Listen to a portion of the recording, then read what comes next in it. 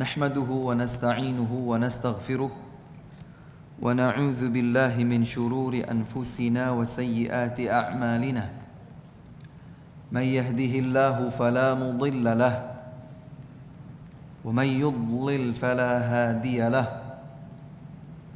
وأشهد أن لا إله إلا الله وحده لا شريك له وأشهد أن محمدا عبده ورسوله يا أيها الذين آمنوا اتقوا الله حق تقاته ولا تموتن إلا وأنتم مسلمون يا أيها الناس اتقوا ربكم الذي خلقكم من نفس واحدة وخلق منها زوجها وبث منهما رجالا كثيرا ونساء واتقوا الله الذي تساءلون به والأرحام إن الله كان عليكم رقيبا يا أيها الذين آمنوا اتقوا الله وقولوا قولا سديدا يصلح لكم أعمالكم ويغفر لكم ذنوبكم ومن يطع الله ورسوله فقد فاز فوزا عظيما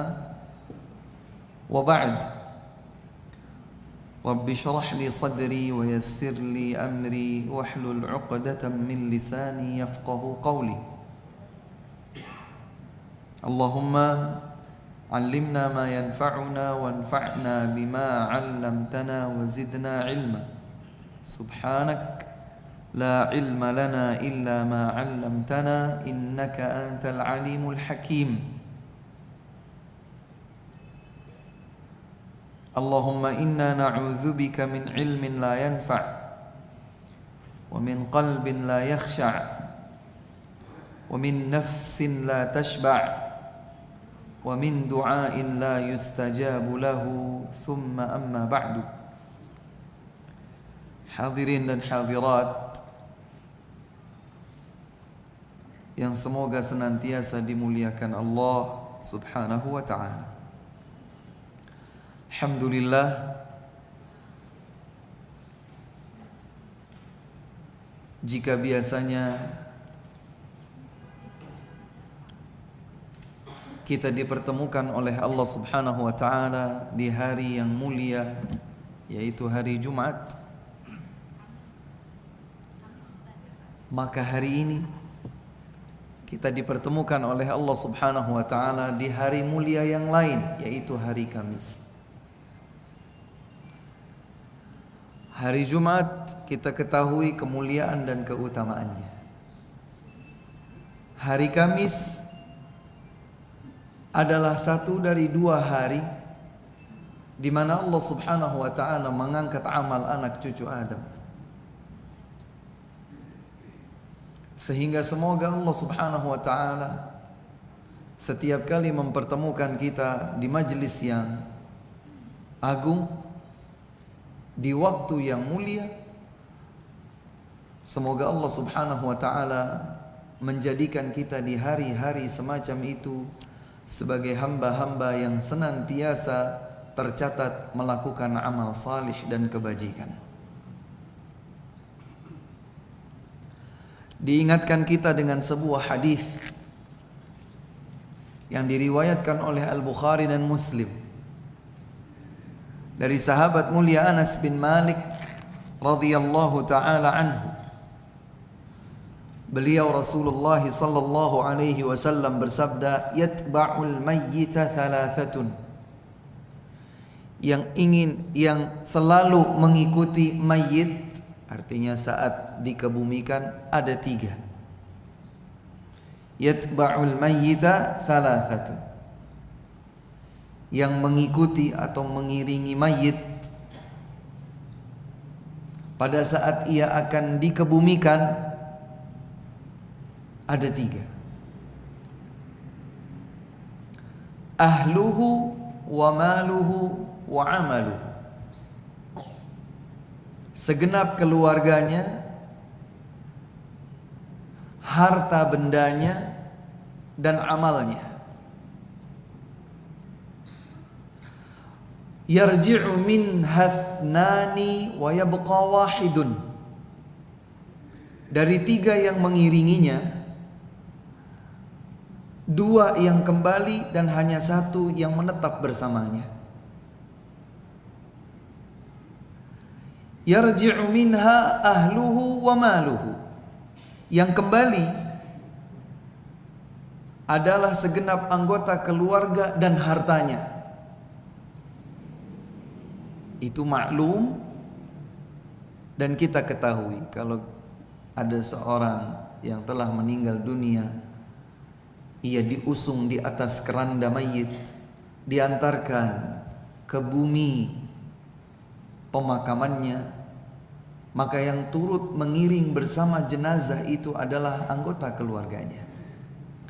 Wa maluhu, dan harta bendanya. Dijelaskan oleh para ulama bahwa yang dimaksud dengan harta benda yang turut mengikuti jenazah adalah budak-budak beliannya, hamba sahaya miliknya. Kita sering ingat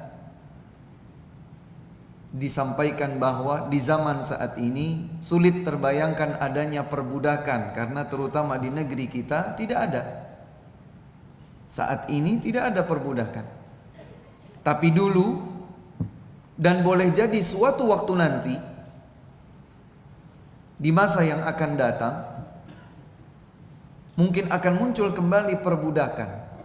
Wujudnya adalah manusia, tapi dia itu seperti halnya benda karena bisa diperjualbelikan oleh tuan pemiliknya.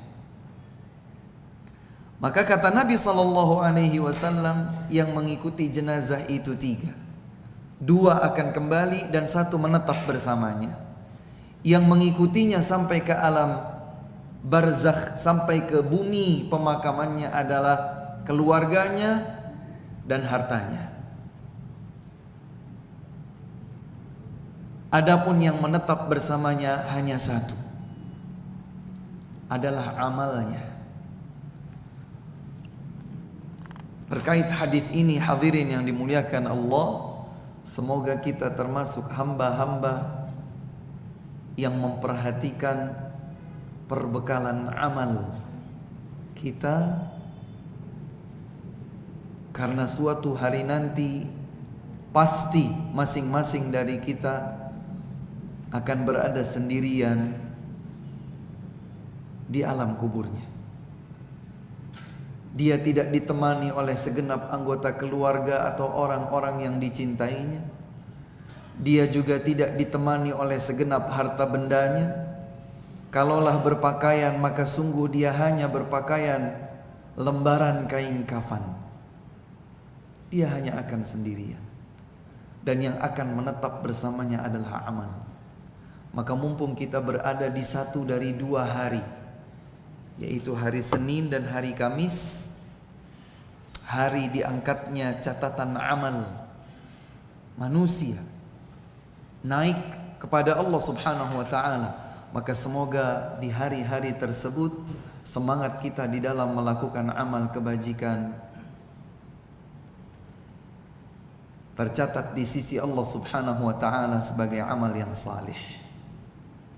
Oleh karena itu, di awal kebersamaan kita, perkenankan kami untuk mengingatkan kepada diri kami pribadi serta mengajak kepada hadirin hadirat sekalian akan pentingnya ikhlasun niyah.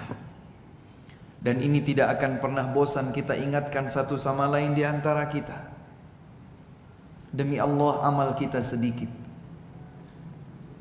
Kalau yang sudah sedikit itu ternyata juga terkontaminasi dengan niat-niat yang tidak tulus, tidak murni untuk Allah Subhanahu wa ta'ala, maka apa yang tersisa? Kita hafal benar salah satu di antara ayat Allah Subhanahu wa ta'ala dalam surat Al-Bayyinah, tepatnya ayat ke-5. Allah Subhanahu wa ta'ala berfirman menyatakan, "Wa ma umiru illa liya'budullaha mukhlishina lahuddin."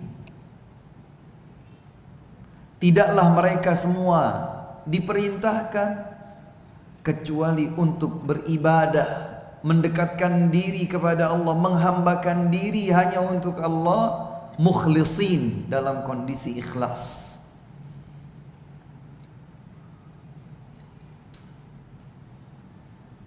Kalau amal kita sedikit dibandingkan kelalaian kita, kekhilafan kita, ketergelinciran kita, maka amal kita itu sedikit.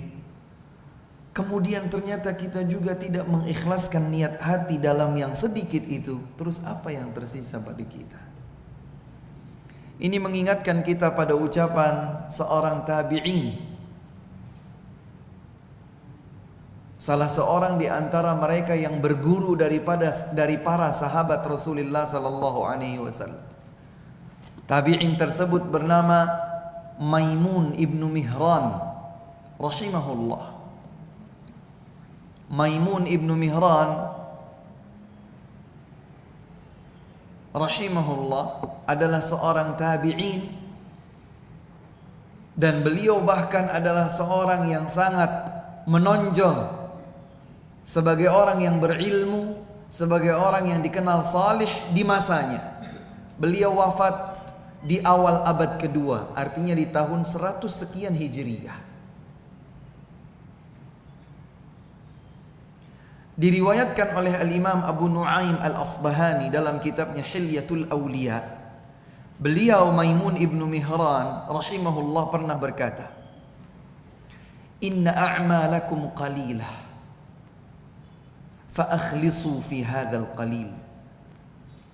Kata beliau rahimahullah, sesungguhnya amal kalian itu sedikit. Sesungguhnya amal kalian sedikit. Maka ikhlaskanlah niat pada yang sedikit itu.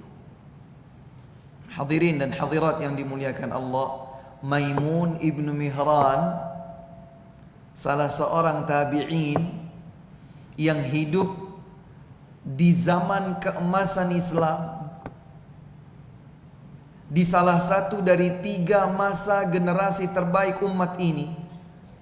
Yang pertama adalah generasi para sahabat, berikutnya adalah generasi tabi'in, dan Maimun ibnu Mihran berada di generasi tersebut dan generasi tabi'ut tabi'in. Namun lihatlah bagaimana beliau berkata hal ini di zamannya.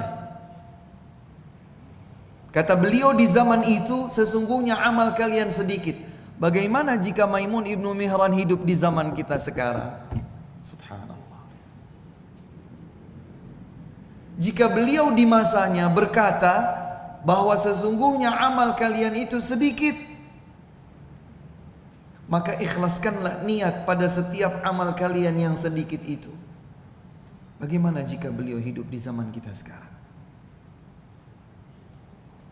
Maka mengawali kebersamaan kita, hadirin yang dimuliakan Allah, kita harus lebih sering melunakkan hati dengan hal-hal yang semacam ini, yang oleh sebahagian orang yang jauh di luar sana mereka tidak memperhatikannya.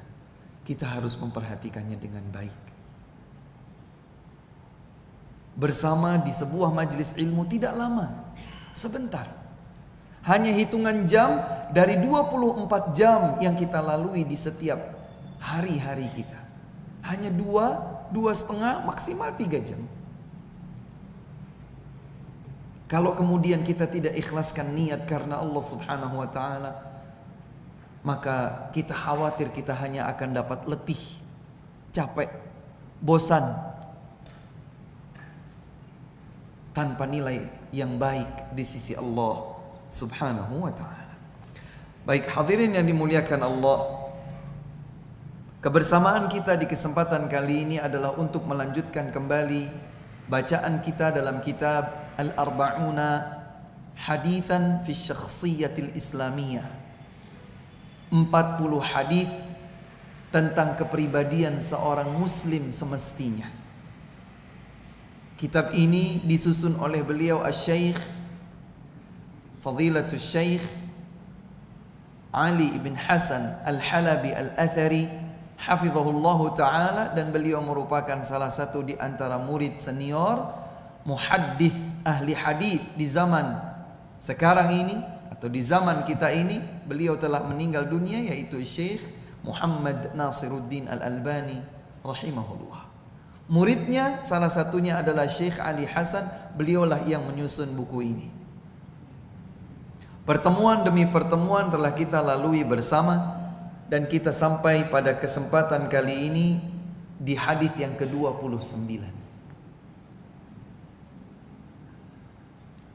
Hadis ke-29 ada hubungannya dan sebahagian penjelasannya sudah sempat diisyaratkan pada beberapa hadis sebelumnya.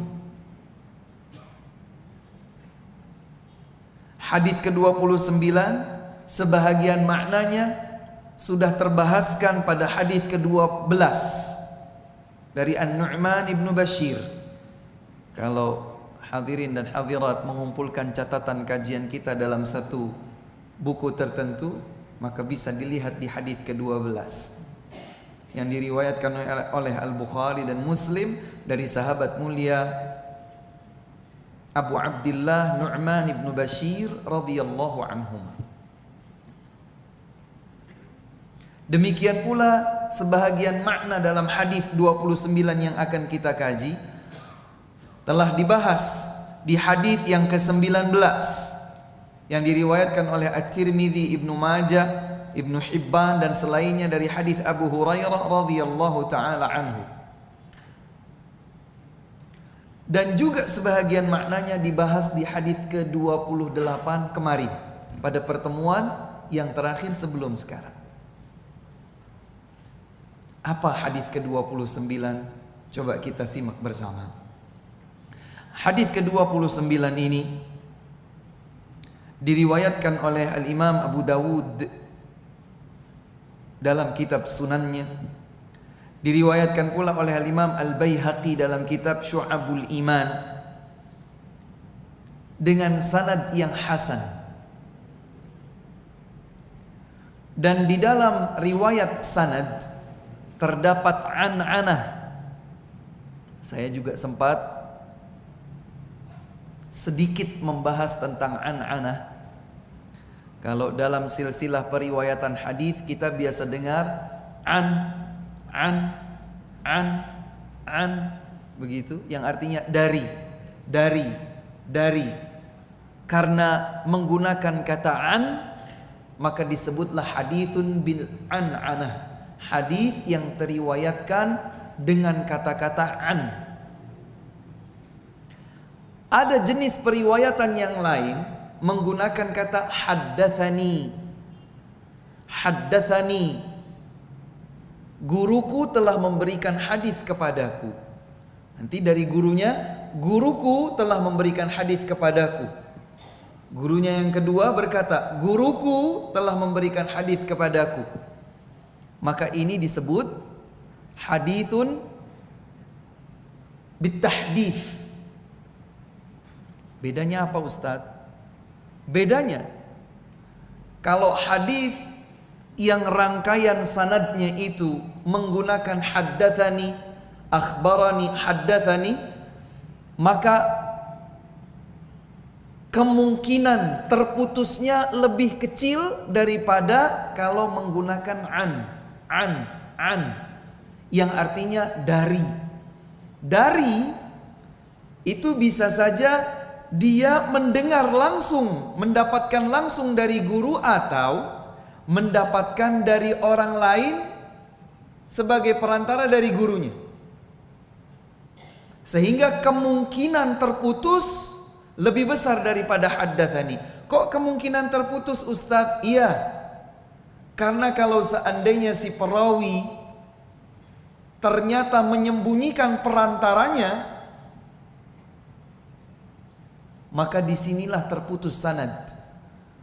Kalau terputus sanad, nggak nyambung, maka hadis itu menjadi lemah.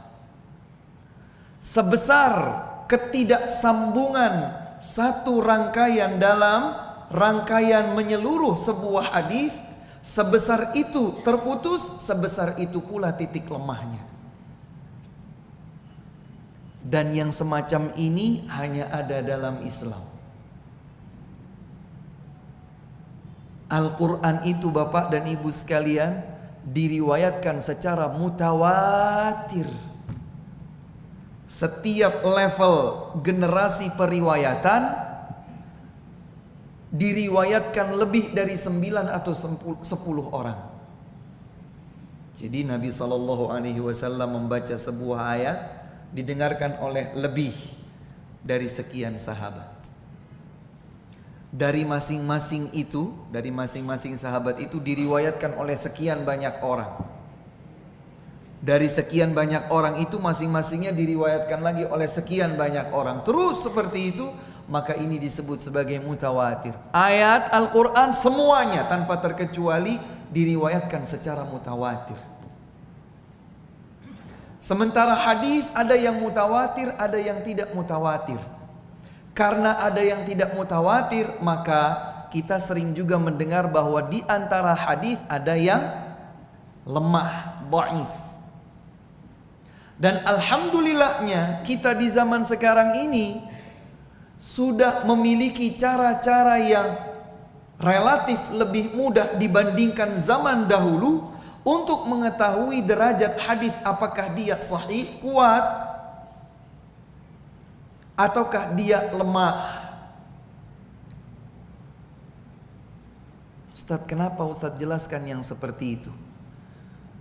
Di satu sisi kami merasa bahwa 29 hadis berarti minimalnya sudah 29 kali pertemuan. Kami berharap ada satu level ilmu tertentu terkait dengan hadis yang meningkat.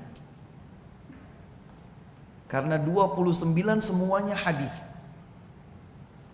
Jadi kalau dulu saya hanya sekedar menyebutkan sahabat fulan, periwayatnya fulan. Kemudian saya masih ingat betul bahwa kita diperkenalkan, bahkan waktu itu kita menghafal bersama siapakah 7 orang sahabat yang dikenal sebagai periwayat hadis terbanyak dari Nabi SAW jika dibandingkan dengan seluruh sahabat lainnya. Semoga hadirin hadirat yang mengikuti kajian ini dari awal masih mengingatnya. Maka kali ini kami sebutkan sesuatu yang berkaitan dengan an-anah. Ini yang pertama. Yang kedua, hadis yang akan kita bahas memiliki titik lemah karena terdapat padanya an-anatu Muhammad bin Ishaq. Seorang perawi bernama Muhammad bin Ishaq. Beliau dikenal melakukan an-anah, dan pada beberapa jalur hadis an-anah beliau menyebabkan putusnya riwayat.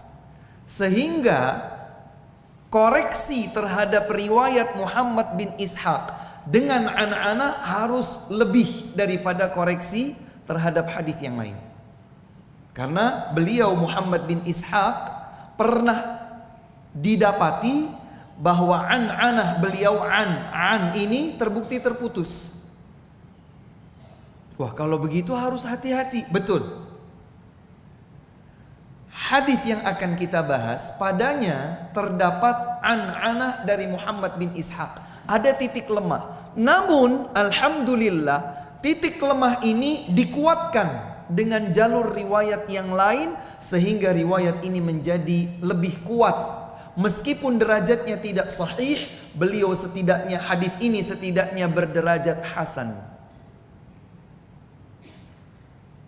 Maka hadis yang akan kita bahas adalah hadis yang berderajat hasan, yang semula padanya terdapat titik lemah, namun titik lemah itu menjadi dikuatkan dengan jalur riwayat yang lain, yaitu riwayat Al-Imam At-Tabarani dalam Al-Mu'jamul Kabir dari jalur Abdullah ibnu Ka'ab radhiyallahu ta'ala anhu. Intinya bahwa hadis yang akan kita bahas hadis yang hasan, clear, bisa kita gunakan sebagai dasar hukum terhadap apa yang ada di dalamnya. Isi dan esensi yang ada dalam hadis ini dapat dijadikan sebagai dasar hukum. Hadis ini dibawakan oleh sahabat yang biasa dipanggil Abu Umamah, Iyas bin Tha'labah al-Ansari. Abu Umamah Iyas, I-Y-A-S bahasa Latinnya, Iyas bin Tha'labah pakai tha, ts. Tha'labah al-Ansari radhiyallahu anhu. Berarti beliau berasal dari kabilah Ansar. Siapa Ansar itu?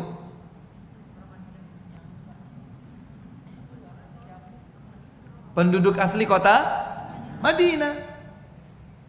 Mereka lah kaum yang menyambut kedatangan Nabi sallallahu alaihi wasallam saat berhijrah dari mana ke mana? Dari Makkah ke Madinah. Ansar. Mereka yang memberikan pertolongan, mereka yang memberikan dukungan, mereka yang memberikan perlindungan. Sehingga di dalam sebuah hadis yang sahih Nabi sallallahu alaihi wasallam pernah bersabda, "Hubbul ansari minal iman." Mencintai kaum Ansar bagian dari iman. Wa bughdul ansar minan nifaq. Dan benci terhadap kaum Ansar adalah tanda kemunafikan.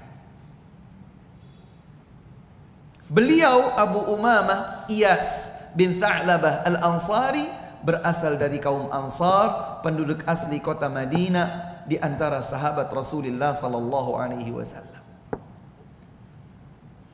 Dan kita tahu dalam surat At-Taubah ayat 100 Allah subhanahu wa ta'ala berfirman menyatakan, As-sabiqunal awwalun minal muhajirin wal ansar walladzina ittaba'uhum bi ihsan radhiyallahu anhum wa radu anhu wa a'adda lahum jannati tajri tahtaha al-anharu khalidina fiha abada dzalikal fawzul azim. Surat apa tadi?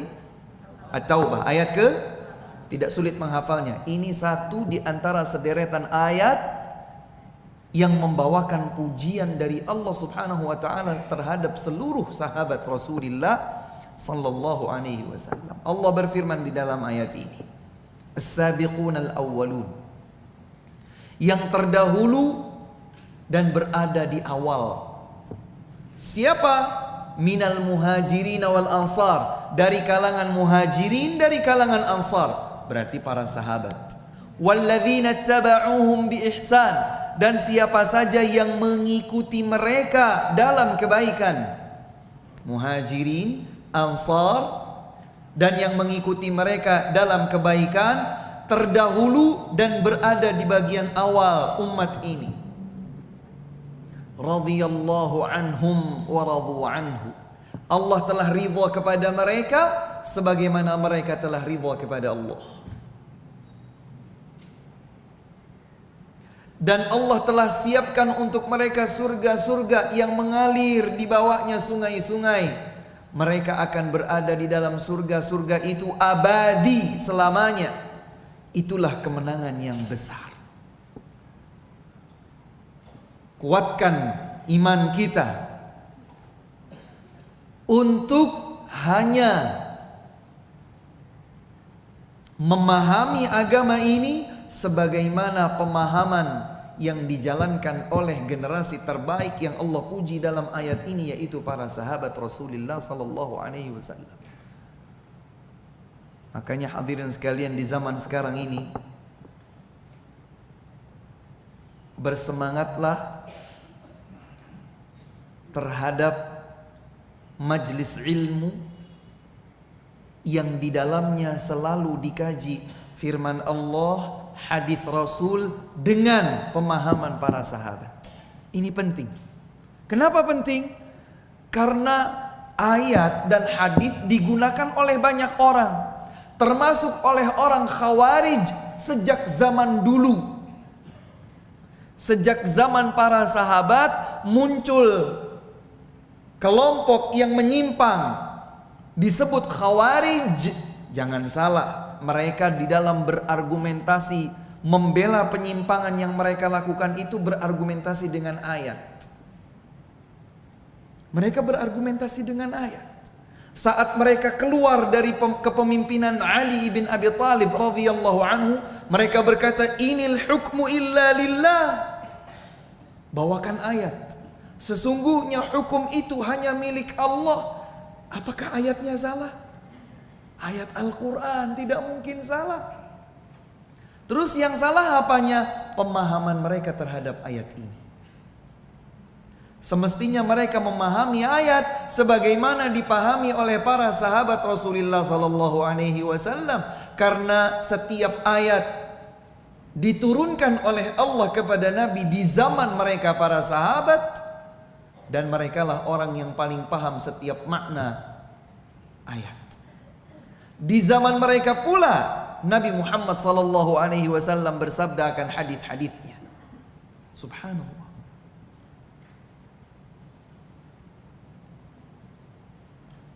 Jadi orang Khawarij, kaum yang menyimpang di zaman dulu, yang bahkan mereka itu disebutkan kilabu ahlin nar. Mohon maaf, guguk-guguknya penghuni neraka adalah Khawarij. Tapi jangan salah, Khawarij untuk mempertahankan, membela keyakinan penyimpangan mereka berargumentasi dengan ayat Al-Quran dan hadis Nabi. Tapi apa kata Ali bin Abi Thalib terhadap mereka? Kalimatu haqq urida bihil batil. Mereka menyampaikan ayat itu kalimat yang hak. Tidak mungkin Al-Quran itu batil. Tapi mereka saat menukilkan ayat menginginkan kebatilan di balik penggunaan ayat tersebut. Sekali lagi kami tegaskan, berbahagialah kita kalau berada di majelis ilmu yang padanya selalu disebutkan ayat, disebutkan hadis, dan selalu merujuk kepada pemahaman as-salaf al-awwal, as-sabiq, generasi yang dulu, generasi yang pertama, generasi yang lampau, as-salih, yang berada di atas kebenaran dan kesalihan. Karenanya kita sering bilang atau sering dengar as-salafus salih. Salaf yang terdahulu. Salaf yang terdahulu. As-salih yang salih.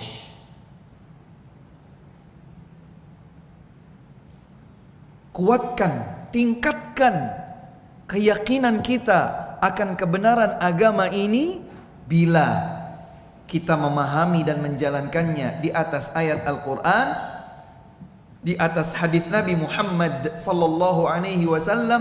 Ingat, dengan pemahaman yang lurus. Dengan pemahaman yang lurus.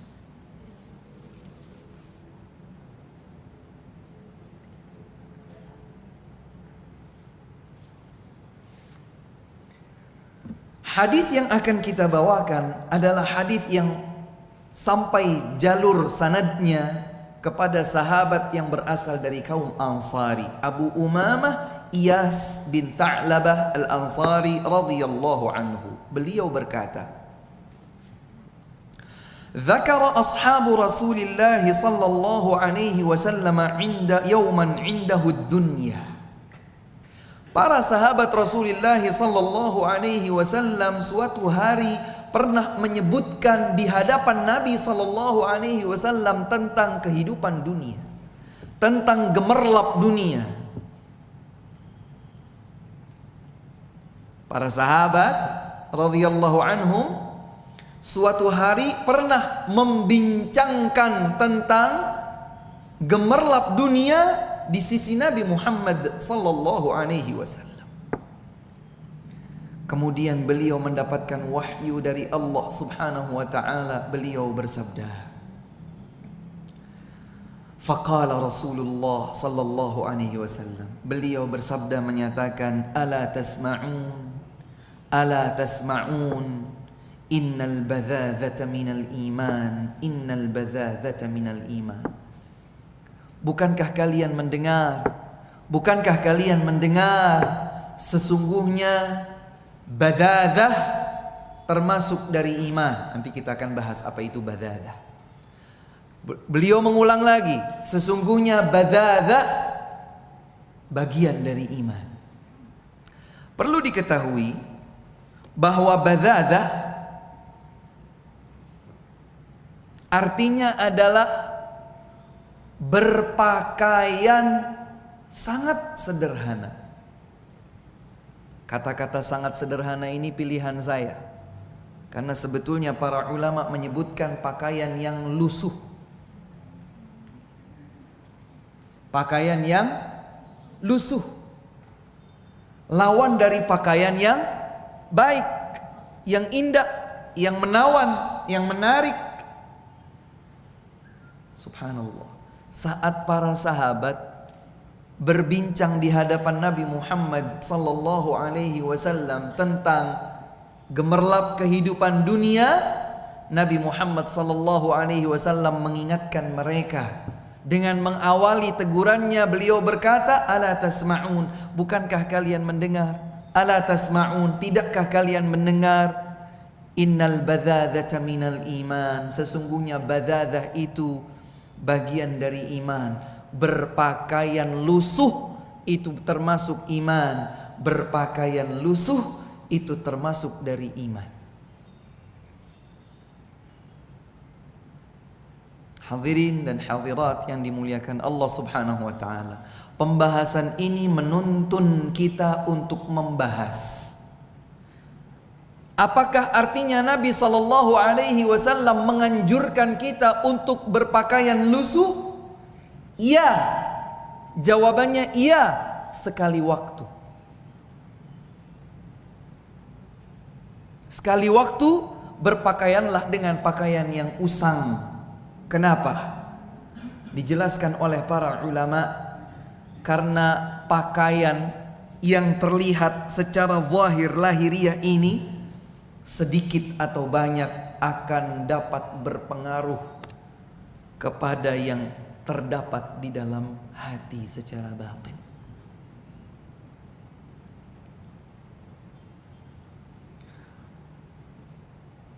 Dan ini menunjukkan bahwa yang zahir dengan yang batin seringkali bertautan.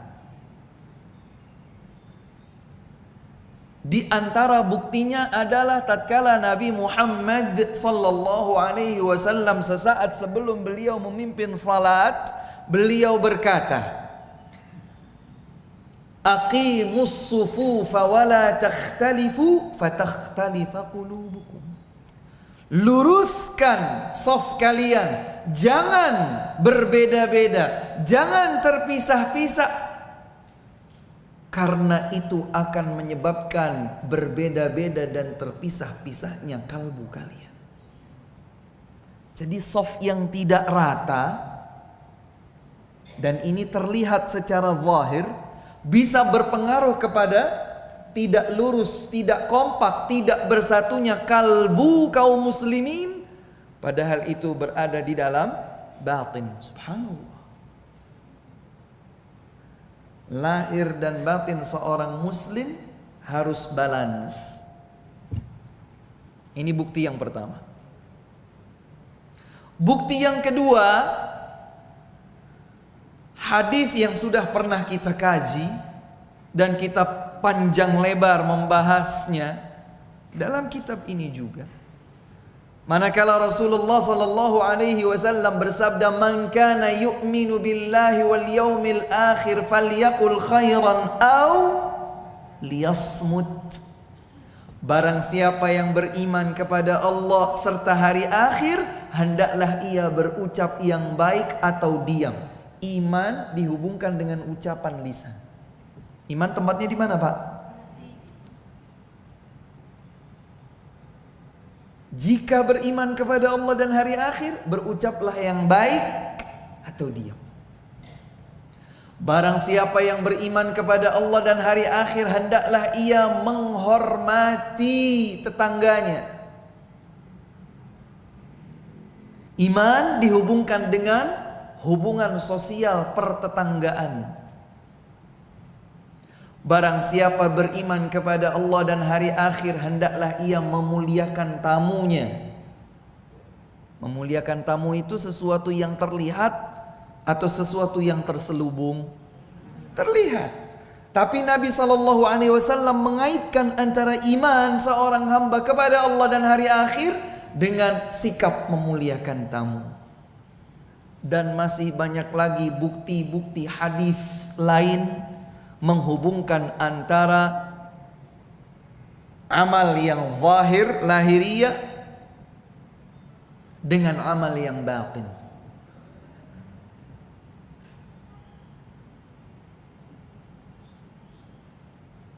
Bahkan di dalam ayat Al-Quran, pada peristiwa beralihnya arah kiblat, sepanjang beliau Rasulullah sallallahu alaihi wasallam dan para sahabatnya berada di Mekah, kiblatnya itu adalah Baitul Maqdis. Sampai kemudian Allah Subhanahu wa taala, setelah Nabi berhijrah ke Madinah, Allah Subhanahu wa taala mewahyukan perubahan arah kiblat ke arah Ka'bah. Dan di dalam peristiwa tersebut diturunkan serangkaian ayat dalam surat Al-Baqarah. Di antaranya Allah Subhanahu wa taala berfirman, sesungguhnya Allah Subhanahu wa taala tidak akan menyia-nyiakan keimanan kalian. Sepakat para sahabat memahami bahwa iman yang dimaksud di sini adalah salat. Artinya, salat yang sudah dikerjakan mengarah menuju Baitul Maqdis tidak akan hangus, tidak akan menguap meskipun kiblatnya berubah ke arah Ka'bah. Allah Subhanahu wa taala menyebutkan bahwa salat itu disebutkan dalam Al-Quran dengan kata-kata iman. Dan ini pun menunjukkan bahwa iman itu adalah sesuatu yang terdiri dari 3 unsur. Ucapan dengan lisan, keyakinan amalan di dalam kalbu, dan perbuatan di segenap anggota tubuh. Hadirin yang dimuliakan Allah Subhanahu wa taala, hadis 29 ini mengajarkan kepada kita tentang arti zuhud. Zuhud kita sudah bahas di hadis ke-12, 19 dan kemarin kita isyaratkan beberapa maknanya di hadis ke-28. Saat kita mendengar bagaimana pesan disampaikan, ish ma syi'ta fa innaka mayyitun, hiduplah sekehendak hatimu, tapi ingat engkau akan mati. Kalau begitu kenapa kita harus memperbudak diri kita di hadapan dunia yang pasti akan kita tinggalkan setelah kematian? Ahbib man syi'ta fa innaka mufariquh, cintai saja siapapun sekehendak hatimu, ingat engkau pasti akan berpisah darinya. Jadi kenapa kita memperbudak diri kita untuk mencintai seseorang atau sesuatu yang ternyata pada akhirnya kita akan berpisah darinya?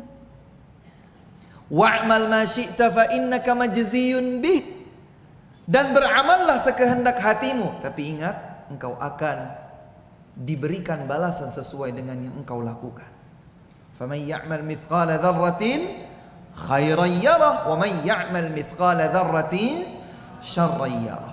Di sini di hadis ke-29 Rasulullah sallallahu alaihi wasallam saat mendengar para sahabat dekat beliau waktu itu berbicara tentang gemerlap kehidupan dunia, beliau sekedar mengingatkan, Ala tasma'un, ala tasma'un, tidakkah kalian mendengar? Tidakkah kalian mendengar? Innal badzadzata minal iman.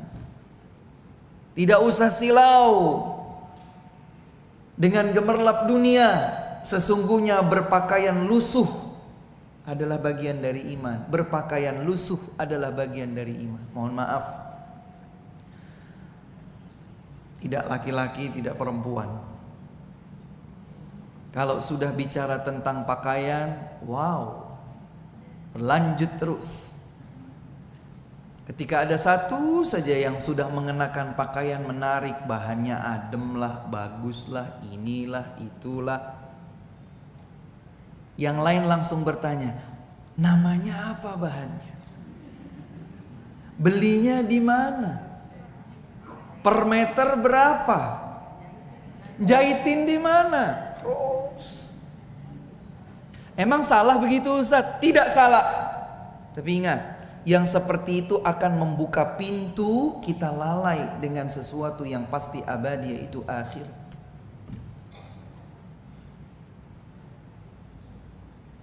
Jadi boleh atau tidak Ustaz bicara zuhud sebagaimana definisinya? Zuhud adalah meninggalkan apapun di dunia ini yang tidak mendatangkan manfaat bagi kita di akhirat. Kami ulangi, zuhud itu adalah meninggalkan apapun di dunia ini yang tidak memberikan manfaat bagi kita di akhirat.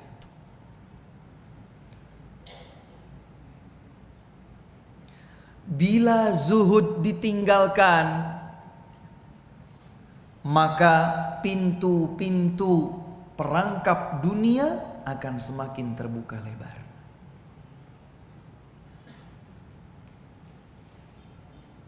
Karenanya hadirin yang dimuliakan Allah, Rasul menyatakan innal badzadzata minal iman. Sesungguhnya berpakaian lusuh itu bagian dari iman. Ustaz, maaf Ustaz, saya bingung. Bukankah Nabi SAW pernah bersabda,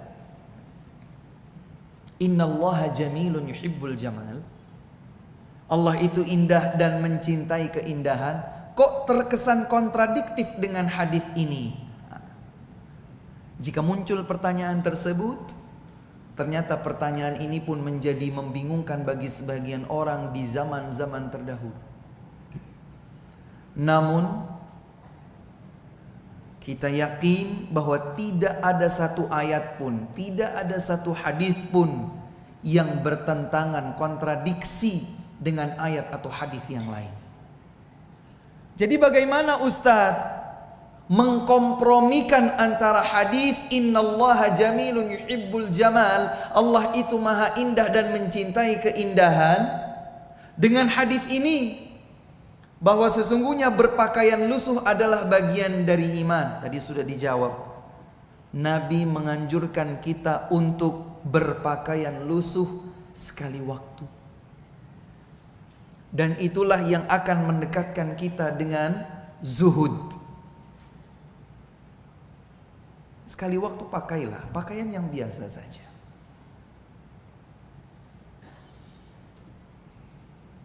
Kami pernah melihat contoh-contoh indah dari para masyayikh, para ulama, guru-guru kami di kota Madinah.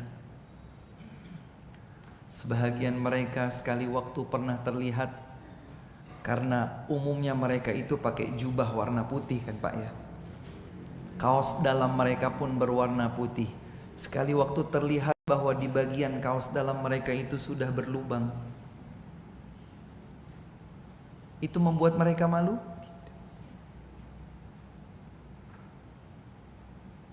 Sekali waktu shimar yang mereka pakai, shimar yang biasa orang Arab pakai di atas kepala, sudah sobek, mereka tetap pakai.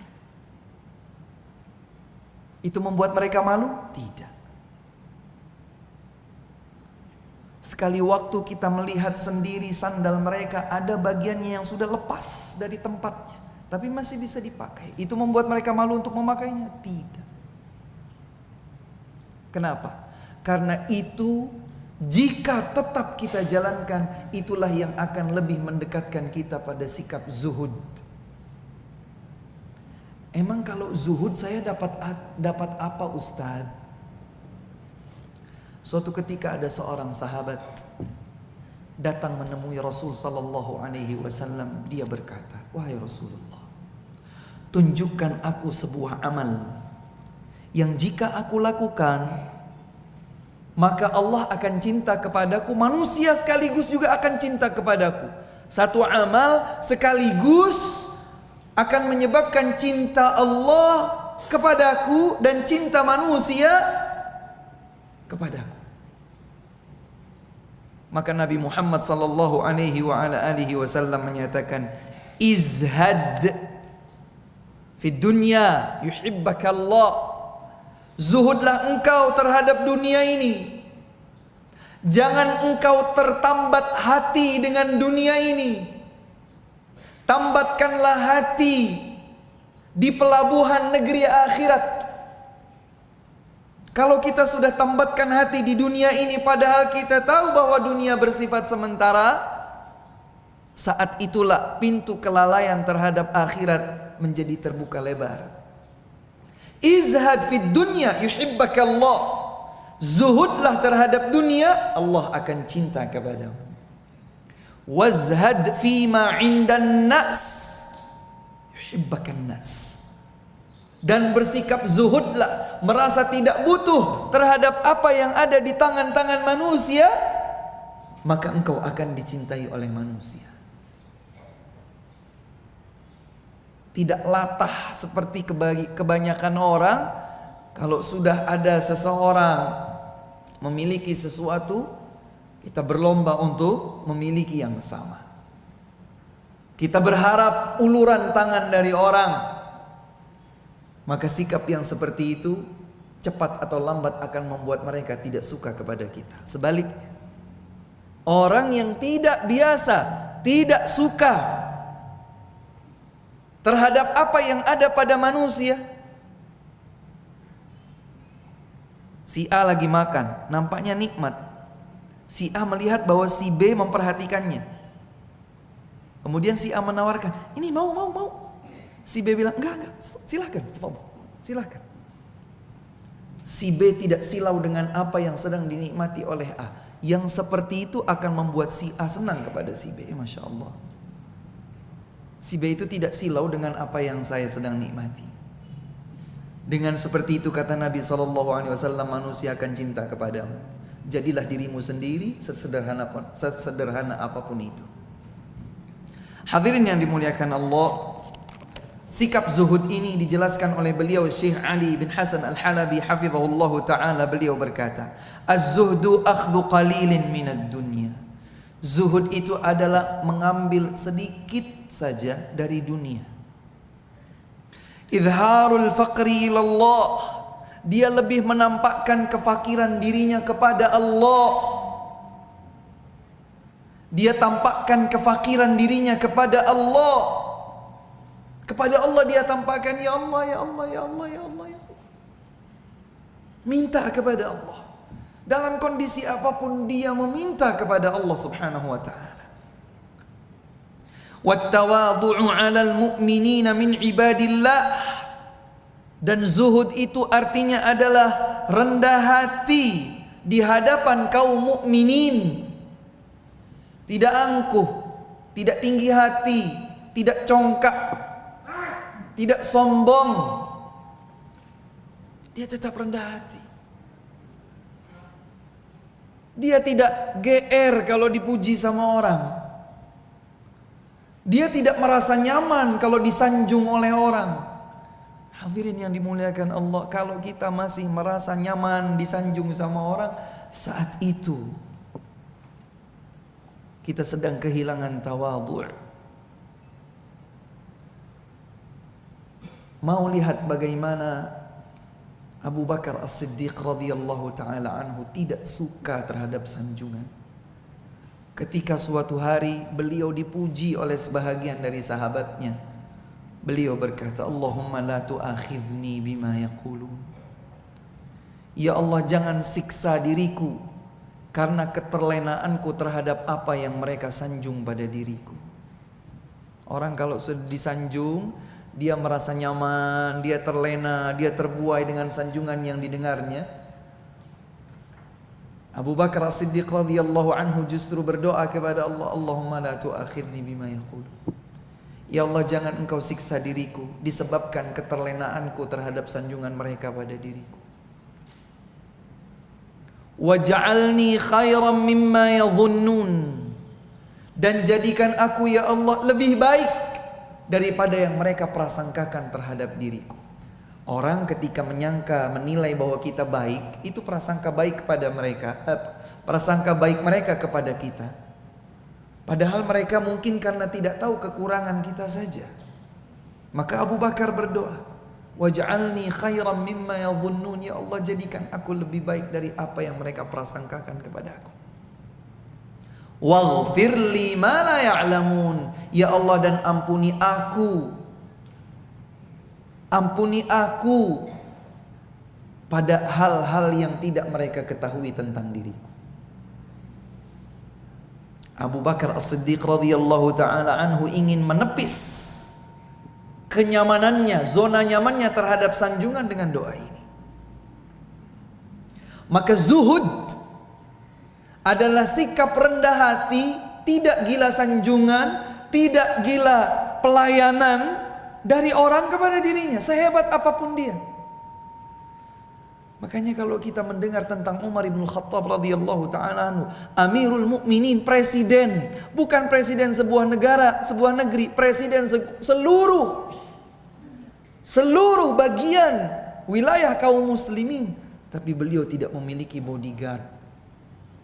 Saat beliau berjalan, beliau membutuhkan istirahat, beliau cukup mencari sebuah pohon, beliau berteduh di bawahnya. Subhanallah. Sementara orang kalau kemudian sudah dijaga dengan bodyguard sekian puluh, titik sana titik situ, tambah lagi CCTV. Jadi ada orang mengawasi, ada mesin mengawasi, belum lagi mobilnya anti peluru.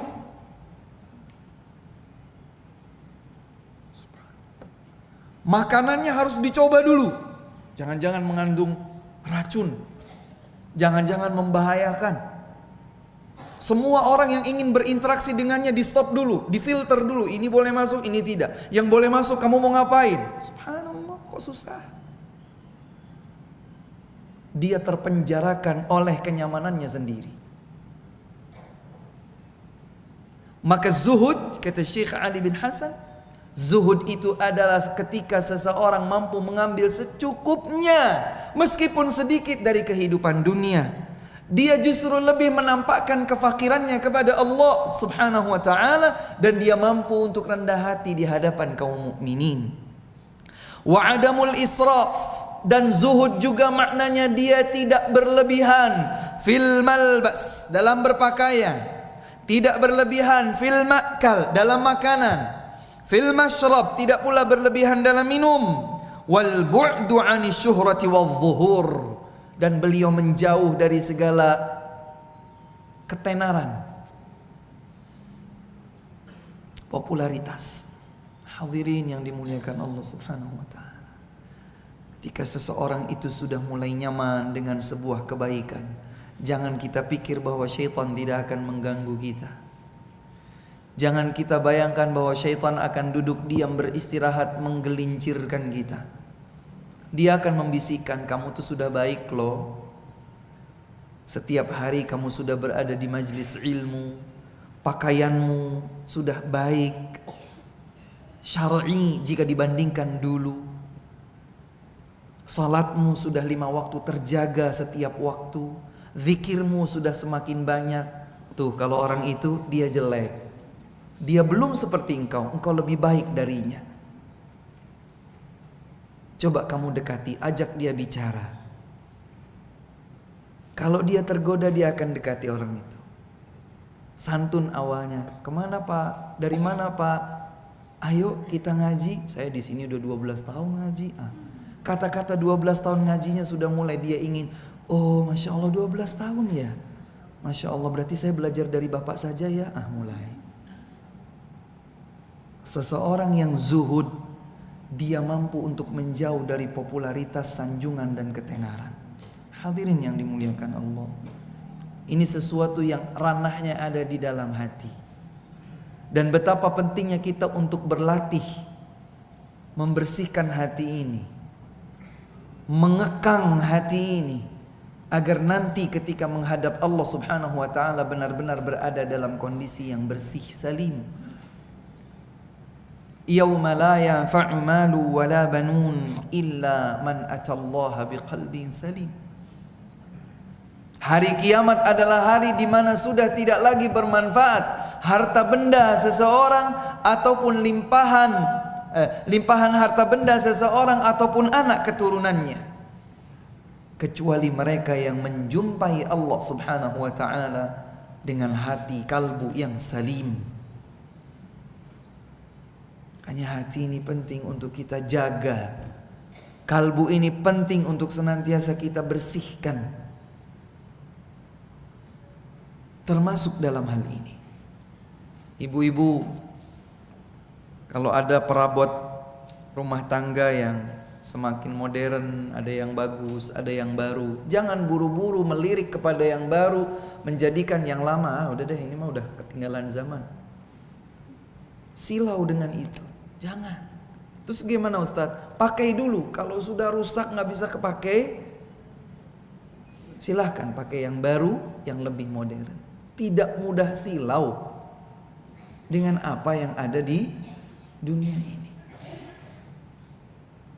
Islam tidak melarang kita untuk berpakaian yang indah. Islam tidak melarang kita untuk beralas kaki dengan alas kaki yang indah. Innallaha jamilun yuhibbul jamal. Sesungguhnya Allah Subhanahu wa taala Maha Indah dan mencintai keindahan, tetapi juga bukan terus-terusan diulur dengan itu. Sekali waktu tarik. Agar kita tidak terbuai, agar kita tidak terlena dengan kehidupan dunia.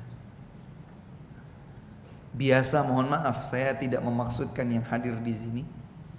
Biasa naik mobil nyaman, ber-AC, yang suspensinya enak gitu ya, naik mobil nggak keras, gilirannya suatu ketika ditawari sama teman kita, silahkan ikut bareng, mobil tahun 80.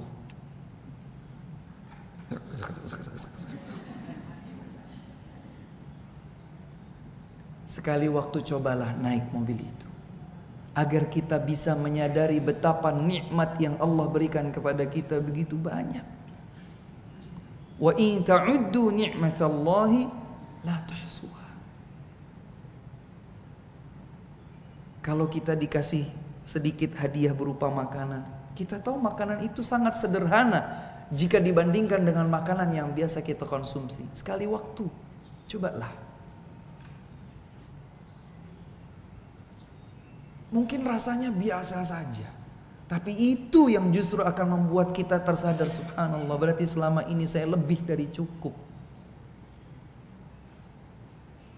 Lebih dari cukup. Dan momen yang subhanallah biasanya terlihat begitu indah dalam hal ini saat kita haji, terutama haji yang reguler. Semua antri, semua nggak kaya, nggak miskin, nggak ganteng, nggak biasa saja, sama. Tempat tawafnya sama, tempat sa'inya sama, capeknya sama, sama.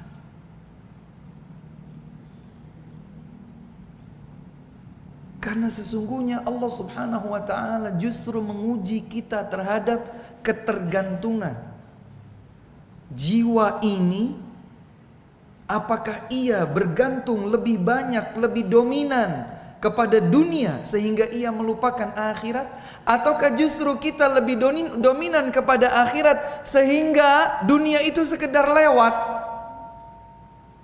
Sekedar lewat. Kalau sekedar lewat berarti boleh berpakaian yang bagus, boleh, sekedarnya saja. Saya boleh makan makanan yang sedikit mewah Ustadz? Boleh. Nabi Muhammad SAW juga makan daging kambing. Nabi Muhammad SAW juga makan daging ayam. Tapi Nabi SAW juga pernah 3 purnama berlalu tidak ada sedikit pun yang dimasak di rumah beliau. Dan itu tidak membuat beliau seperti kiamat.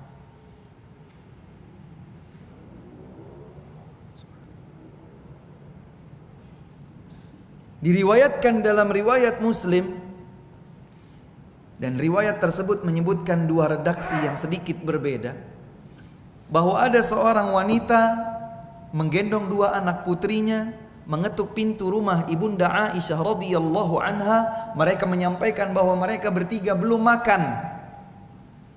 Maka buru-buru Ibunda Aisyah radhiyallahu taala anha masuk ke dalam rumah. Beliau cari seisi rumah, mana yang bisa diberikan kepada mereka bertiga, tiga wanita tersebut, ibu dan dua anak putrinya tadi, untuk bisa mereka makan.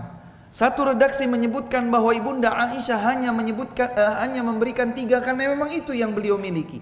3 buah kurma. Satu diberikan kepada anak putrinya yang pertama, satu lagi diberikan kepada anak putrinya yang kedua. Ketika si ibu baru mulai makan, ternyata kurma-kurma yang dimakan oleh kedua anaknya sudah habis. Mereka pun merengek kembali. Kemudian si ibu membelah dan memberikan separuh buat anaknya, separuh lagi buat anaknya. Ibu itu bersambar kembali. Berarti di rumah Nabi SAW tidak ada yang memang bisa dimakan kecuali 3 butir buah kurma. Dalam redaksi yang lain disebutkan hanya 1 butir buah kurma. Ibu pernah bayangkan di rumah ibu tidak ada makanan kecuali 1 butir buah kurma?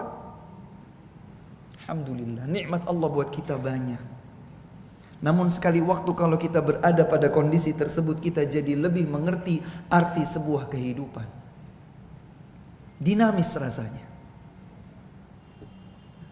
Karenanya seorang mukmin dalam kondisi senang atau dalam kondisi susah. Kondisi senang membuatnya bersyukur, kondisi susah membuatnya bersabar dan bersyukur.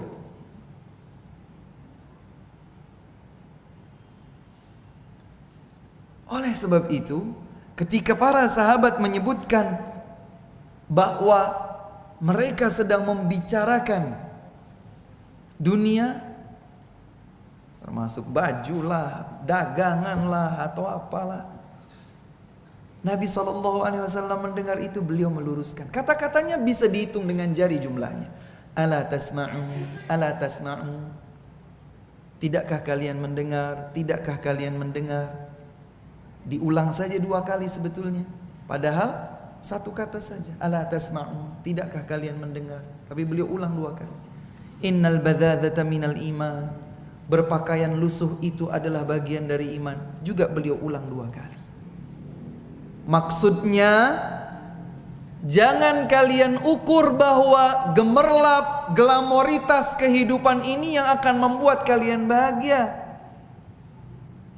Dan kita tahu hadirin yang dimuliakan Allah, betapa iman memiliki kedudukan yang urgent di kehidupan dunia dan di kehidupan akhirat. Dengan iman seseorang akan bahagia di dunia. Sebagaimana firman Allah Subhanahu wa taala dalam surat An-Nahl ayat 97. Surat An-Nahl ayat 97.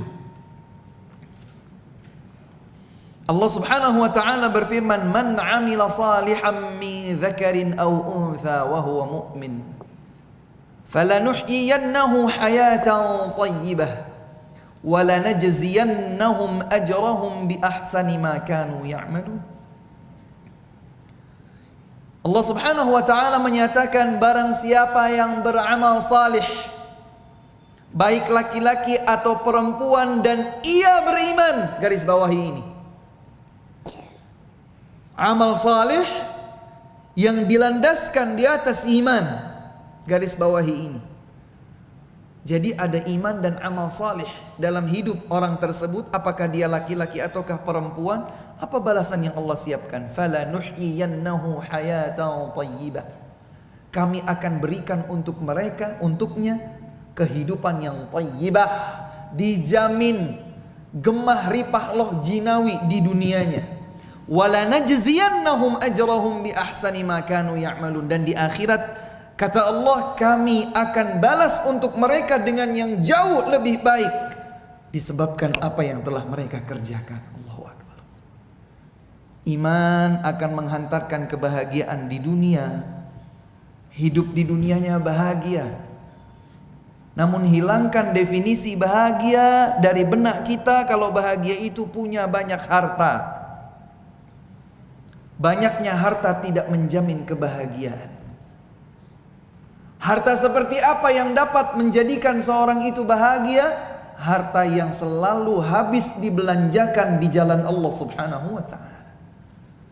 Sampai-sampai Nabi SAW menyatakan la hasada illa fitnatain. Jangan engkau dengki iri kecuali pada dua orang. Irilah kepada dua orang jenis ini.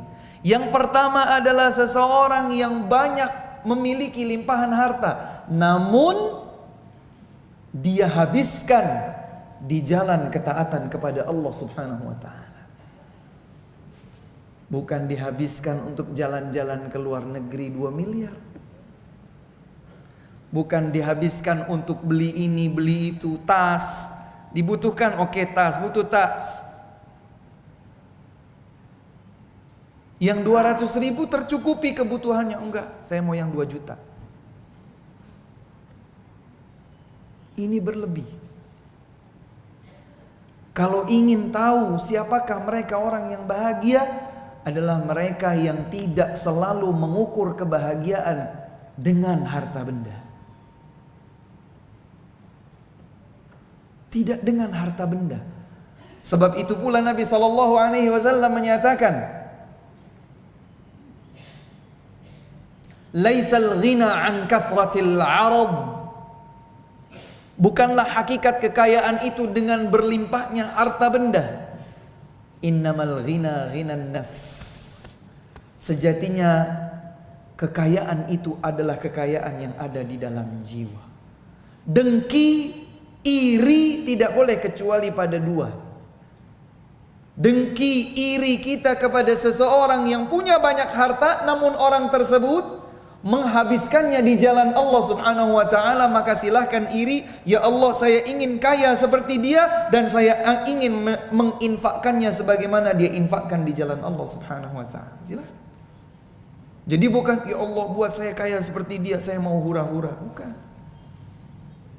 Dia ingin memiliki kekayaan serupa tapi dia belanjakan di jalan Allah Subhanahu wa taala. Semakin banyak ia belanjakan di jalan Allah Subhanahu wa taala, semakin Allah akan melimpah ruahkan kekayaan baginya sebagai ujian berikutnya. Terus yakinlah, yakin.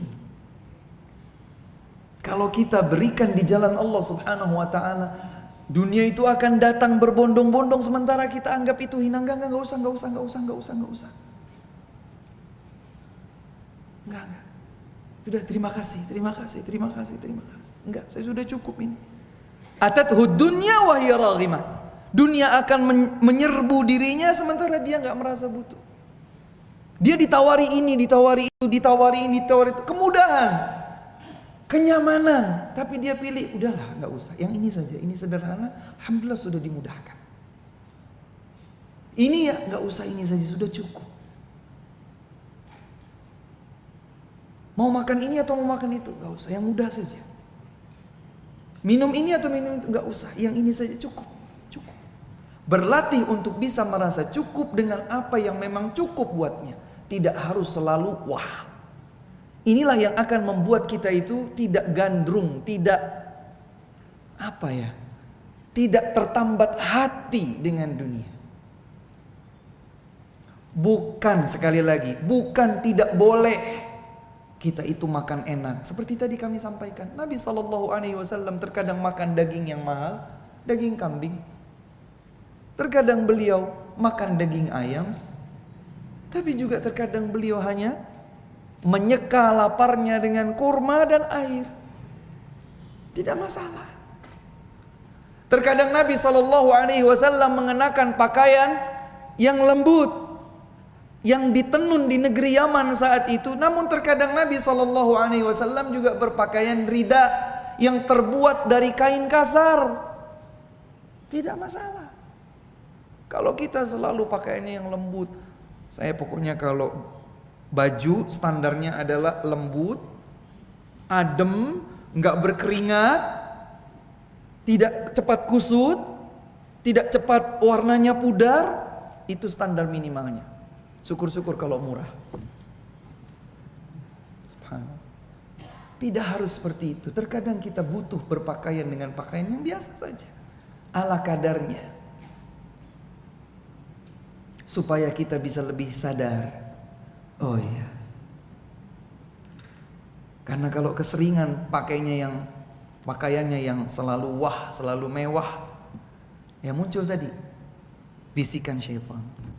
Kamu tuh selalu terlihat ganteng kalau pakai bajunya kayak gitu. Kamu terlihat lebih cantik kalau pakainya warna itu. Terus dibisik ini, dibisik itu.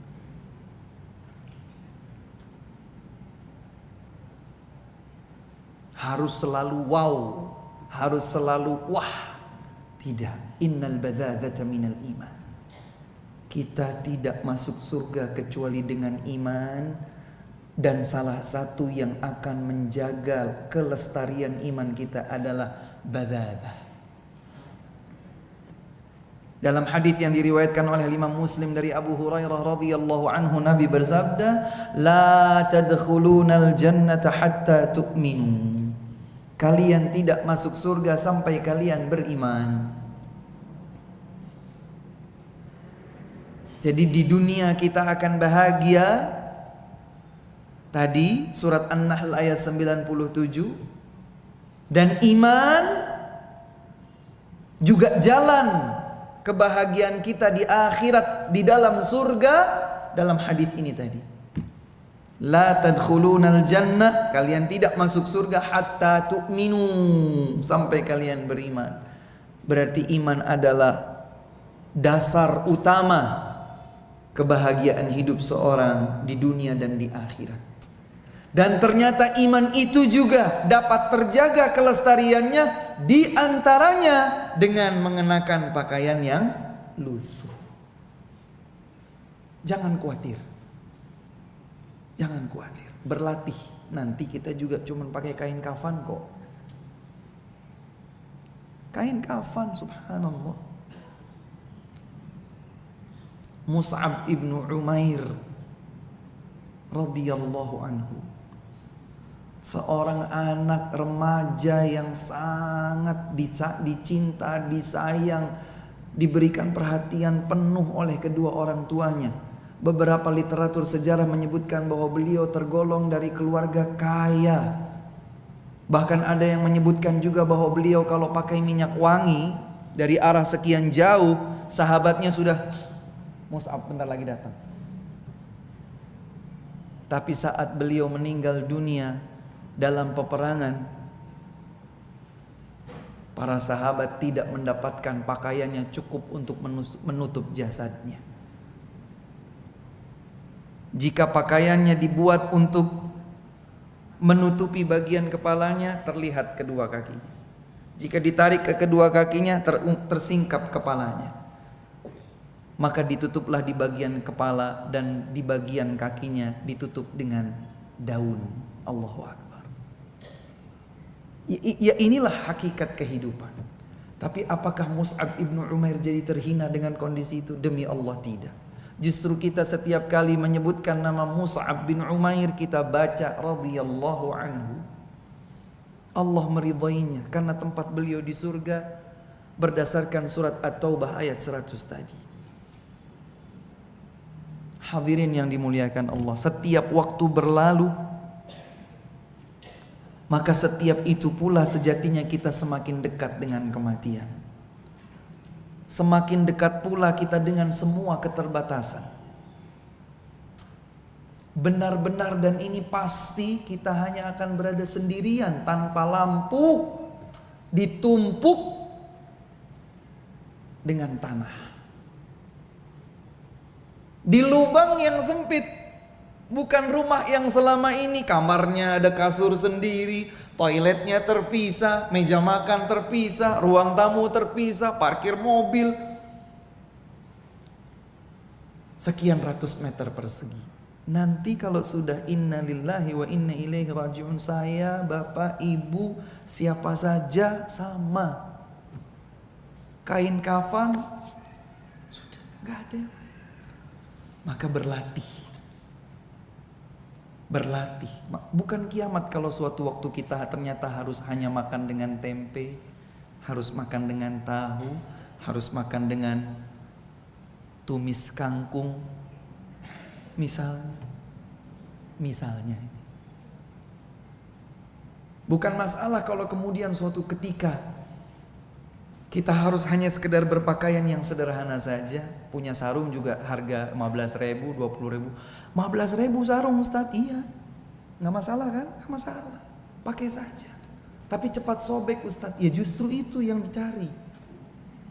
Yang dicari adalah bahwa kita merasa bahwa yang kita pakai ini sesuatu yang tidak membuat kita mudah sombong di hadapan orang lain.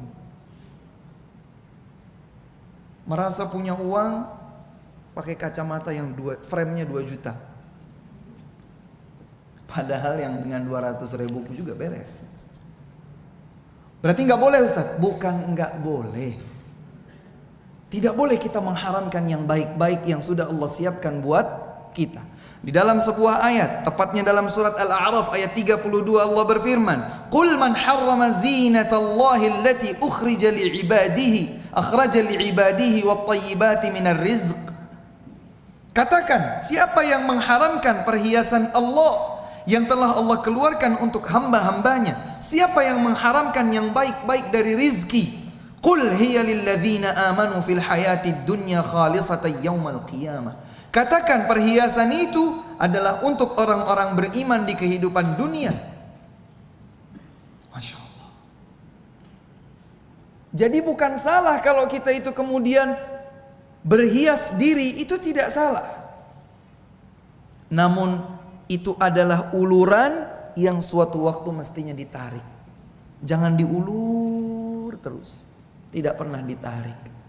Takutnya kalau terbiasa diulur, sekalinya ditarik, menjerit kesakitan. Sekali waktu diulur, sekali waktu ditarik. Sekali lagi ulur, tarik. Bukankah siyam disyariatkan agar kita sadar bahwa ada rasa lapar? Itu salah satu hikmah. Tatkala kita merasakan lapar, kita jadi mengerti, oh begini rasanya lapar. Padahal sudah sahur. Bagaimana dengan mereka yang boro-boro kepikir sahur?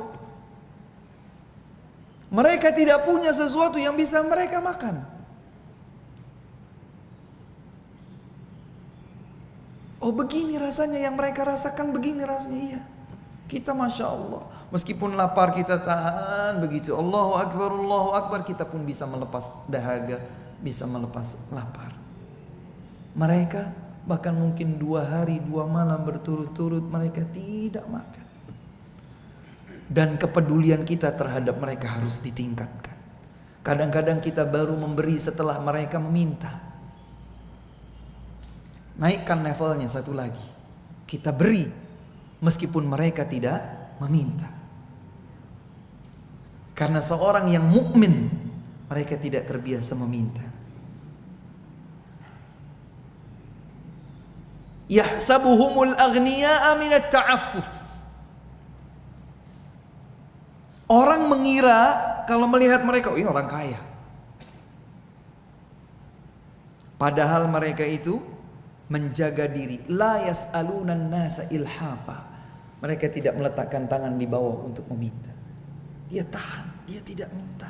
Padahal dia butuh. Berapa di antara kita, siapa di antara kita yang peduli terhadap kondisi mereka? Yang karena imannya, yang karena kesalihan dirinya, alhamdulillah dia diberikan ilmu oleh Allah Subhanahu wa taala menjadikan dia tidak meminta. Saya tahu ini tidak baik. Dia tahan. Maka kalau kita biasanya memberi setelah diminta, biasakan kita lebih jeli, lebih sensitif. Ini butuh dibantu. Sudah.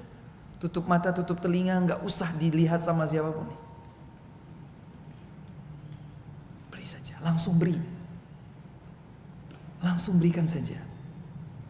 Karena itu tadi Allah Subhanahu wa taala menyebutkan, yahsabuhumul aghniya minat ta'affuf. Orang mengira bahwa mereka itu kaya. Allah menyatakan yahsabuhumul aghniya minat ta'affuf. Orang mengira bahwa mereka kaya, tidak butuh bantuan karena mereka menjaga diri. La yas'alunan nasa ilhafa. Mereka tidak meminta. Dikasih mereka terima, tapi kalau meminta mereka anti. Subhanallah. Kalau begitu maka kita harus memperhatikan kondisi seperti mereka. Hadirin yang dimuliakan Allah Subhanahu wa taala, kita tidak boleh mengharamkan yang halal, yang baik yang telah Allah berikan untuk kita sebagai hamba-hambanya di kehidupan dunia ini. Mengharamkan tidak boleh. Belakangan muncul isu, saya lebih suka menyebutnya isu karena sebahagian membahasnya tanpa dasar ilmu. Jangan beli ini, jangan beli itu, jangan beli ini, jangan beli itu. Sebentar. Maksudnya jangan ini bagaimana? Haram. Haram itu artinya kalau ada seseorang tetap melanggar berarti dia berdosa, dan kalau dia meninggal dunia dalam kondisi belum bertaubat dari dosa itu dia terancam neraka. Begitu maksudnya? Hati-hati. Wala taqulu lima tasifu alsinatukumul kadhiba hadza halal wa hadza haram. Jangan kalian ucapkan apa yang disebutkan oleh lisan kalian, ini halal, ini haram, litaftaru 'ala Allahil kadhib. Ternyata kalian berdusta atas nama Allah Subhanahu wa taala. Innal ladzina yashtaruna 'ala Allahil kadhib, innal ladzina yaftaruna 'ala Allahil kadhib la yuflihun. Sesungguhnya orang-orang yang berdusta atas nama Allah Subhanahu wa taala mereka tidak akan beruntung.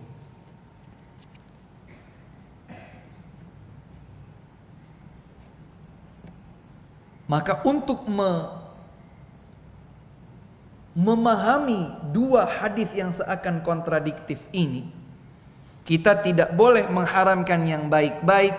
Allah Maha Indah dan mencintai keindahan, sementara Nabi SAW menyatakan sesungguhnya berpakaian lusuh dari iman. Apakah artinya kalau tidak berpakaian lusuh artinya bukan beriman? Bukan itu maksud Nabi SAW. Tapi maksudnya adalah agar kita bisa lebih dekat dengan zuhud, dan dengan zuhud itu pula kita bisa dicintai oleh Allah Subhanahu wa taala dan dicintai oleh manusia. Dalam sebuah hadis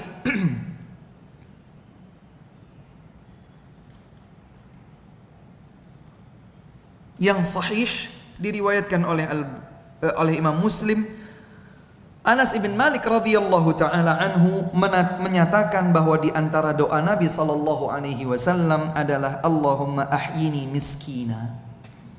Ya Allah, hidupkan aku dalam kondisi miskin. Wa amitni miskina, dan wafatkan aku dalam kondisi miskin. Wahsyurni fi zumratil masakin yaumal qiyamah, dan bangkitkan aku, kumpulkan aku beserta orang-orang yang banyak di antara kaum masakin di hari kiamat. Para ulama menjelaskan, wah ini apa lagi ini Ustaz?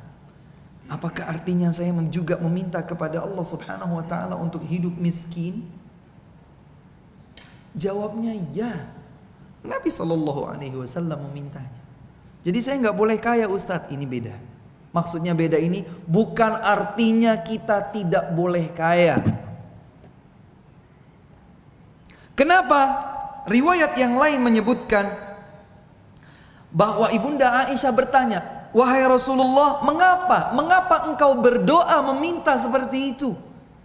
Ini Ibunda Aisyah bertanya, maka Rasulullah sallallahu alaihi wasallam menyatakan, innahum yadkhulunal jannata qabla aghniyaihim bi 40 kharifa.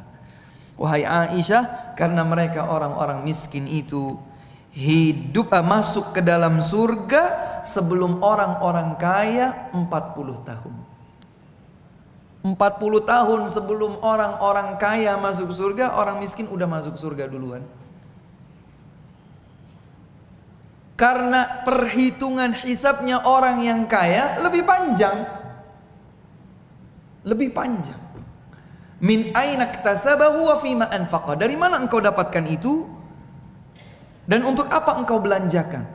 Berarti semakin banyak kekayaan orang, semakin banyak pula pertanyaannya. Kalau ini dari mana? Dibelanjakan untuk apa? Yang ini dari mana? Dibelanjakan untuk apa? Dia masih sibuk dengan pertanggungjawaban ini, sementara orang miskin hanya punya ini itu, selesai masuk surga.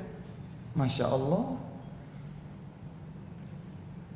Fasawfa yuhasabu hisabai yasira. Ingin agar diperhitungkan oleh Allah Subhanahu wa taala dengan hisab yang sedikit saja, yang mudah saja, agar buru-buru masuk ke dalam surga Allah Subhanahu wa taala. Kepanikan di hari kiamat adalah kepanikan yang tidak bisa kita bayangkan. Maka semoga Allah Subhanahu wa taala menganugerahkan kepada kita sikap zuhud terhadap dunia ini. Apa yang akan membuat kita terlena, terbuai dengan dunia, kita hentikan, kita jauhi, kita batasi. Ketika kita dipercayakan oleh Allah Subhanahu wa taala dengan limpahan harta, maka segera habiskan di jalan Allah Subhanahu wa taala sebagai tabungan, gak akan hilang. Punya duit nyimpen nih selama ini 500 juta. Dieman-eman sama dia, entah buat apa, pokoknya saya punya saldo 500 juta. Hari ini masih 500 juta, besok meninggal dunia, dia tidak bisa nikmati 500 juta itu. 500 juta itu sudah bukan lagi rizkinya, tapi rizki ahli warisnya. Kenapa tidak 500 juta itu kita simpan buat kita? Bagaimana caranya? Sedekahkan. Maka tercatat atas nama dirinya, diambilnya nanti di sisi Allah Subhanahu wa taala 10 kali lipat, 700 kali lipat, hingga lipatan yang lebih daripada itu. Kan gak hilang kemana. Makanya Nabi pastikan, dan ini sebuah keyakinan, ma naqasat sadaqatun min mal.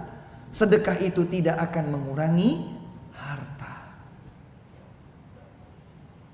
Ini bukan hanya sekedar anjuran, tapi sudah bicara sebuah keyakinan. Cepat ringankan tangan ini untuk keluar nih. Nih. Tidak akan hilang, Bu. Pak, percayalah, tidak akan hilang. Justru kalau kita simpan, kita tidak akan merasakannya. Yaitu tadi, sampai hari ini kita punya saldo 500 juta. Besok dililit kain kafan. Ya 500 juta itu tidak menjadi milik kita, milik ahli waris. Kita menikmatinya? Tidak juga. Ahli waris kita yang menikmatinya. Bagaimana agar kita bisa menikmatinya? Segera belanjakan. Segera belanjakan. Belanjakan buat apa, Ustaz? Buat jalan Allah Subhanahu wa taala. Wallahi masih banyak kaum muslimin yang membutuhkan bantuan kita. Banyak. Ayo. Ringankan tangan, ayo. Dan itu yang kita berikan itu akan menjadi milik kita, tersimpan, tercatat abadi di sisi Allah Subhanahu wa taala. Investasi milik fulan yang menginfakkannya, tidak akan ketukar, tidak akan keliru, akan menjadi milik kita. Besok di akhirat kita tinggal petik hasilnya. Akhirnya kita nikmati dengan kenikmatan yang abadi. Jika setiap kita berpikir seperti itu, maka kita akan bersikap zuhud. Tidak kemudian terlena dengan dunia. Kalau saya punya ini saya mau begini. Kalau saya punya sekian saya mau itu. Terus. Dan kata Nabi SAW, sampai pun kalau seseorang sudah memiliki satu lembah berupa emas, dia tidak akan berhenti. Dia akan berpikir, membayangkan, mengharapkan punya lembah yang kedua dengan isi emas yang sama. Dan tidak akan ada yang dapat memenuhi mulutnya kecuali manakala ia dijejalkan dengan tanah alias meninggal dunia. Semoga Allah Subhanahu wa taala menganugerahkan kita zuhud di dunia untuk meraih kebahagiaan yang abadi di akhirat. Wallahu taala a'la wa a'lamu bis-shawab. Hadirin, sebetulnya banyak sekali yang bisa disampaikan, tapi qadarullah, waktu pula. Banyak sekali perkataan para ulama yang hendak kami sampaikan. Perkataan Sufyanus Tsauri, perkataan Abu Sa'idin Al-Khudri radhiyallahu anhu, penjelasan dari Ibnul Qayyim, Ibnu Rajab, Sufyan Ibnu Uyainah, Imam Ahmad Ibnu Hanbal rahimahullahu ta'ala. Kan tetapi kita cukupkan poin yang paling terakhir, dinukilkan oleh Imam Ibnul Qayyim rahimahullahu ta'ala dalam kitabnya Madarijus Salikin. Imam Ahmad menjelaskan bahwa zuhud itu terbagi menjadi 3. Zuhud terbagi menjadi 3. Ini penjelasan Imam Ahmad dinukilkan oleh Al-Imam Ibnul Qayyim dalam kitab Madarijus Salikin.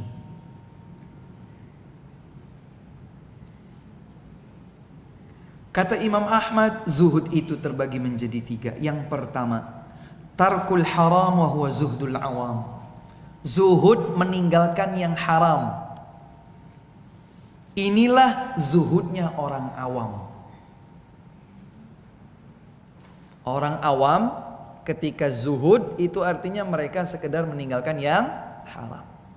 Ini level paling bawah, rendah. Satu level diangkatnya adalah tarkul fuduli fil halal wa huwa zuhdul khawas. Level di atasnya adalah meninggalkan sikap berlebihan pada yang halal. Halal ada 10, dia hanya ambil 6. Dia tinggalkan 4 yang tersisa. Padahal halal, bukan haram. Ini adalah tingkatan orang khusus, lebih di atas yang pertama tadi.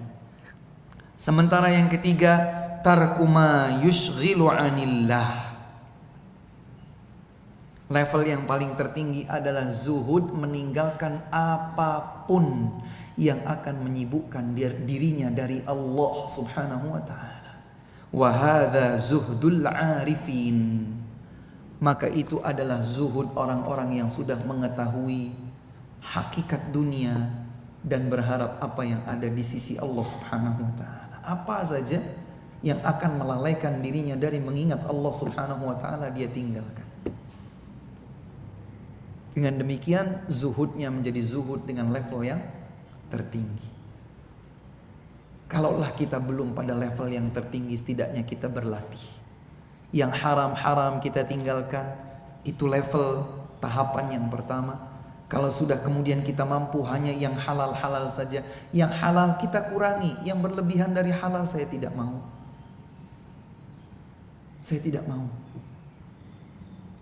Maka ini sudah lebih baik dari yang pertama. Kemudian yang ketiga, semua yang dapat menyebabkan kita sibuk, lalai, terlena, menjauh dari Allah Subhanahu wa taala ini kita tinggalkan, maka berarti kita telah mencapai pada level yang tertinggi. Wallahu waliyut taufiq wa sallallahu ala nabiyyina Muhammadin wa